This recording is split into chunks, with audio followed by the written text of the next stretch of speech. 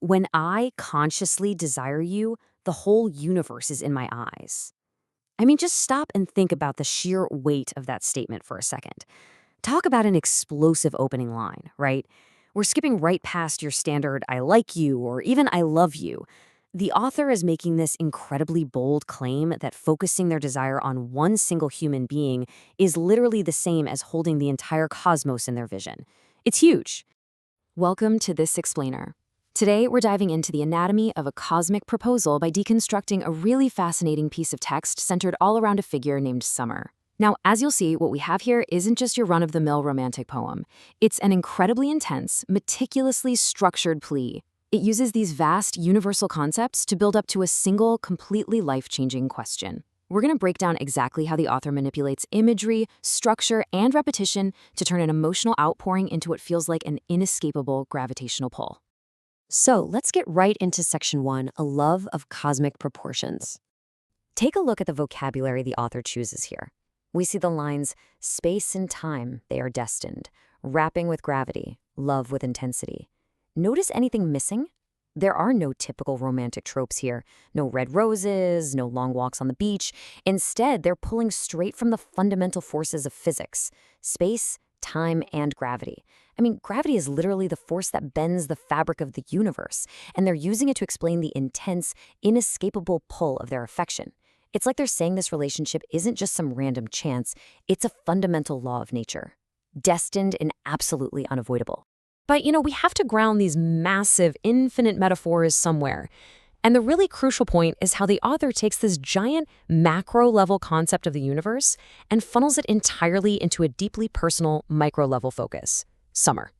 Now, traditionally, summer is just the warmest season of the year. But here, in this context, it's a specific person. The vastness of space and time is entirely localized onto one tangible individual. The text says it perfectly. I love you, Summer, and you are wise, happy in your world. For the speaker, she is quite literally the absolute center of gravity. Moving on to Section 2, The Transformation of Summer. This part brilliantly illustrates a sort of hidden hero's journey wrapped up inside the romance. First, look at the left side here, the speaker's past state. It's characterized by hatred and being bound by time. It really paints a picture of a previous life that was heavy, restrictive, maybe even pretty cynical. But then, summer arrives, and we see a total liberation on the right side. Hatred and time, completely forgotten. They're replaced by a changed destiny and by love. It sets up this incredibly stark before and after, making summer the ultimate catalyst for the speaker's personal salvation. And this exact quote is the real pivotal turning point of the narrative verses. When summer came in my life, my destiny changed with love. I forgot about hatred. I forgot about time. Actually, scratch that. The second part is the biggest takeaway. By explicitly stating that time is forgotten, the author is elevating this relationship from just a temporary, earthly romance into something completely eternal.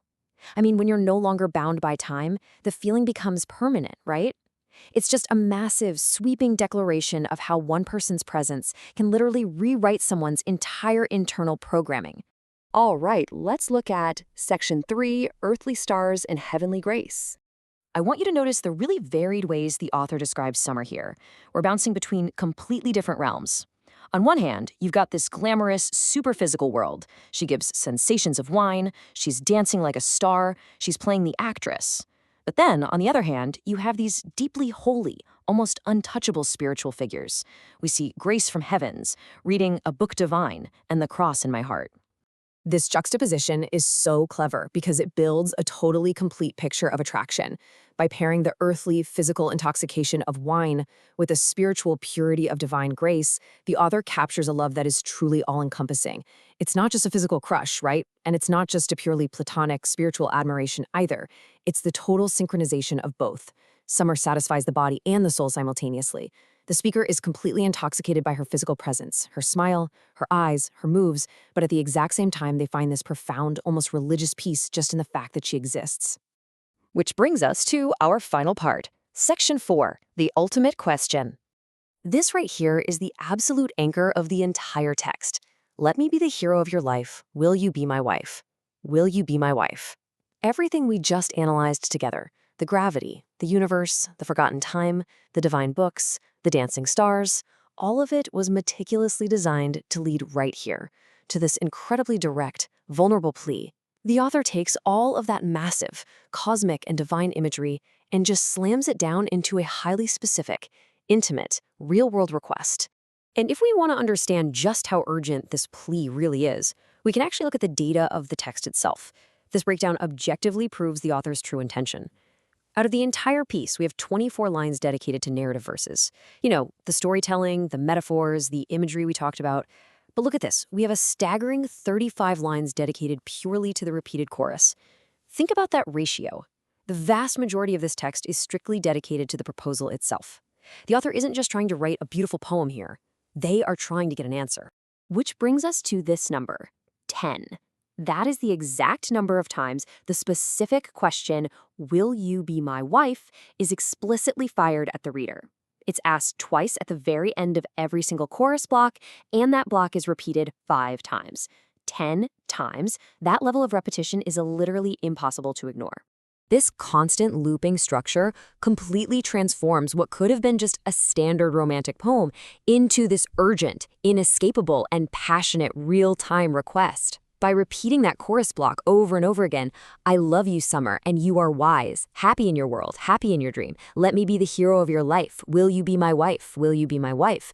It creates a real rhythm of urgency. It basically mimics a heartbeat. It mimics a mind that is entirely, obsessively fixated on one single outcome. It's actually a psychological technique, just as much as a poetic one, ensuring that the listener simply cannot walk away without the sheer weight of that question echoing in their head. So, we've seen how the author bent space, time, and gravity. We've seen the beautiful juxtaposition of intoxicating wine and divine grace, and we felt the relentless rhythmic firing of that ultimate question 10 separate times. Honestly, it's a masterclass in using structured repetition and cosmic scale to communicate overwhelming personal devotion. But it leaves us with one final, lingering mystery.